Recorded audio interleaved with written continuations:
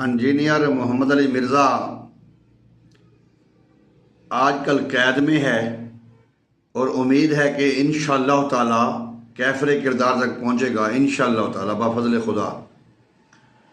ان کے جو سٹوڈنٹ ہیں، جو چاہنے والے، جو ماننے والے ہیں، ان کو بھی چاہیے کہ مرزے کی سزا میں وہ ہمارا ساتھ دیں۔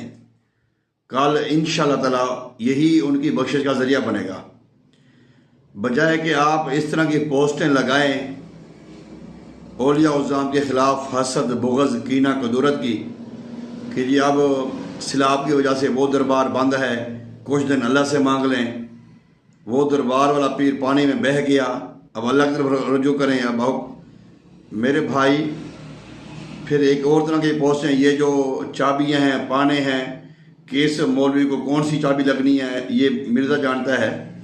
مرزا کھ بھی نہیں جانتا۔ مرزا چلتا ہے ریکارڈنگ پہ، جو پیچھے اس کو ریکارڈنگ لگائی جاتی ہے نا، وہی وہ بولتا ہے۔ ادروائز اس کے پاس کوئی علم نہیں ہے، نہ اس پر کوئی عمل ہے، وہ تو سنتوں کا تارک ہے، نفلوں کا تارک ہے، وہ کیا دین پھیلائے گا۔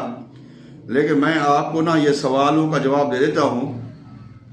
دیکھیں جی، اولیاء اعظم کا دربار بند ہو گیا، مزار بند ہو گیا، کرونا آیا، سیلاب آیا، کوئی بھی معاملات ہوئے، نہ یہ سیلاب سے پہلے، نہ یہ سیلاب کے دوران، نہ یہ سیلاب کے بعد، نہ یہ زلزلے سے پہلے، نہ یہ زلزلے کے دوران، نہ یہ زلزلے کے بعد، نہ یہ کرونا سے پہلے، کرونا کے درمیان، کرونا کے بعد، کہ بھئی ہمیں مانو۔ یہ ان کا کسی نے کوئی کہا ہو کہ ہاں بھئی مجھے مانو، مجھے سجدہ کرو، مجھے اللہ اللہ کرو، نہ بھئی عقل کے اندھو، ان لوگوں نے تو خود بندے کا تعلق اللہ کے ساتھ جوڑا ہے، اللہ کے محبوب کے ساتھ پکا کیا ہے۔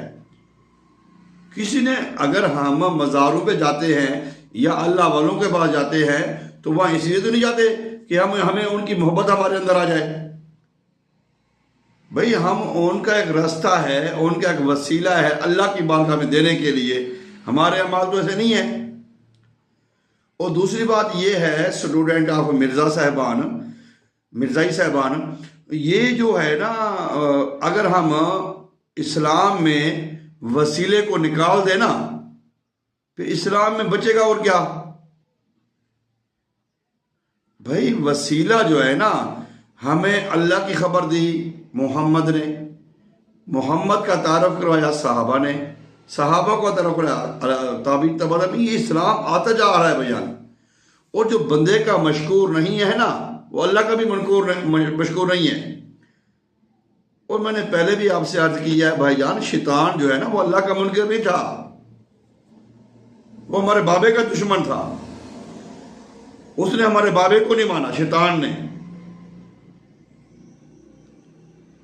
آپ حسد اور بغض میں اتنا آگے جا چکے ہیں کہ آپ کو پتہ ہی نہیں کہ آپ ابلیس کے نقش قدم میں چلے ہوئے ہیں، آپ شیطان کے پیروکار ہو گئے ہیں۔ شیطان نے یہی کہا تھا، میں اللہ تجھے مانتا ہوں لیکن بندے کو، بابے کو نہیں مانتا۔ اس نے یہ کہتا بابا تو شے کوئی نہیں، میں آگ کا بنا ہوں، یہ مٹی کا بنا ہوا ہے۔ جو فکرہ شیطان کا تھا وہی اس کا ہے۔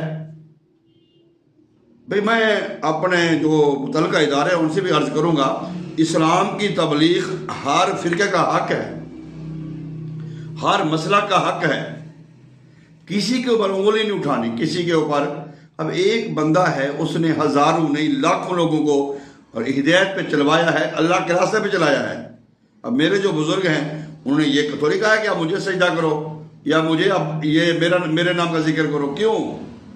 انہوں نے یہی کہا ہے کہ یا حیو یا قیوم پڑھو، سیدنا کریم نے پڑھو، یا حیو یا قیوم پڑھو تو کامل دین ایمان ہے، سیدنا جواد صلی اللہ علیہ وسلم۔ تو میرے بھائی اب بھی وقت ہے، کیونکہ آپ کے مرزے کو بھی، بڑے مرزے کو ہمارے اولیاء اعظم نے جواب دیا، پھر انجینئر مرزے کو ہمارے علماء کرام نے جواب دیا، آپ کے لیے پھر ہم ہیں۔ کوئی قبر کا پجاری نہیں ہے، کوئی قبر کو سجدہ نہیں کرتا۔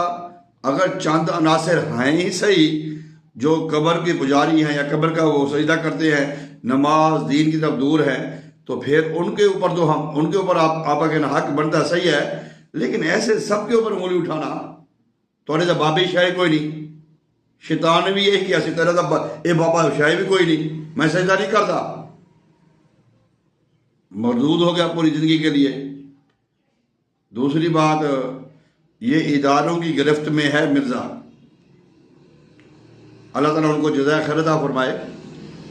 اللہ کی گرفت بھی ساتھ ہے، لیکن ابھی تو پارٹی شروع ہوئی ہے، پھنس گئی جان شکنجے اندر، جموں ویل نے دے وچ گنا، رو نو کوے ہوں رب محمد پھر تینوں مننا۔ میں آپ کو چھوٹی سی بات کرتا ہوں، یہ ہمارے جو ادارے ہیں، کچھ لوگ ہمارے بارڈروں پہ لڑتے ہیں، افواج ہے اور جو ادارے ہیں، وہ اگر ان کا کوئی بندہ دوران ڈیوٹی فوت ہو جائے، ہم کہتے ہیں وہ شہید ہو گیا ہے، ہم اس کو اعزاز اور اکرام کے ساتھ نا اس کو اللہ کے سپورٹ کرتے ہیں، قبر میں اتارتے ہیں۔ ایک عام سپاہی جو ملک و قوم کی خاطر لڑتا لڑتا اللہ کو پیارا ہو گیا، پورے اعزاز و اکرام کے ساتھ، پورے اس کو پروٹوکول کے ساتھ اللہ کے سپورٹ کیا جاتا ہے۔ پھر اس کی قبر کے اوپر ایک جھنڈا لگا دیتے ہیں پاکستان کا۔ پھر جب ہم قبرستان میں جاتے ہیں تو ہمیں پتہ چل جاتا ہے کہ یہ کسی فوجی کی قبر ہے۔ دل کو تازگی ملتی ہے کہ اس نے وطن کے لیے جان قربان کی ہے۔ وطن کے لیے جان قربان کرنا اچھی بات ہے، بہت بڑا کریڈٹ ہے، اور ہر بندے کا بس یہ مقام نہیں ہے، جگرا نہیں ہے۔ ہم تو لوگ تو موت سے ڈرنے والے لوگ ہیں، تو بڑی بات ہے، لیکن جو اسلام ملک کے لیے لڑتا ہے اس کو اب اتنا پروٹوکول دیتے ہو، تو اسلام کے لیے ساری زندگی گزارتا ہے، اسلام کا پرچار کرتا ہے، اسلام کی تبلیغ کرتا ہے، گمراہوں کو ہدایت پہ لے کے آتا ہے، اللہ کا تعارف کرواتا ہے، اللہ کے راستے پہ چلاتا ہے۔ آپ کہتے ہیں ادھر شاہی کوئی نہیں، اگر آپ کو ملے ہوتے نا پھر آپ کہتے ہیں ہاں بہت بڑی شے ہے۔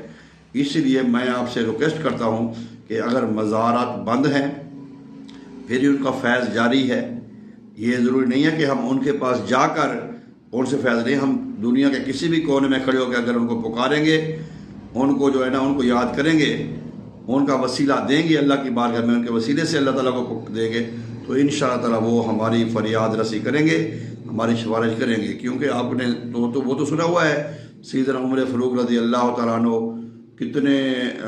کتنے میلوں کے اوپر وہ ساریہ کی آواز سنتے ہیں، ساریہ پہاڑ کے پیچھے فوج آ گئی ہے، پھر انہوں نے آواز دی سیدنا عمر فاروق رضی اللہ تعالیٰ عنہ نے، اور انہوں نے آگے سے سنی۔ تو بھئی یہ کمال ہوتا ہے اللہ والوں کا۔ تو میں آپ سے دستبستہ گزارش کروں گا کہ خدا را اس جو سازش کو، اس حسد بغض کو ختم کریں، اسلام کا پرچار کریں، اسلام کی تبلیغ کریں۔ السلام علیکم۔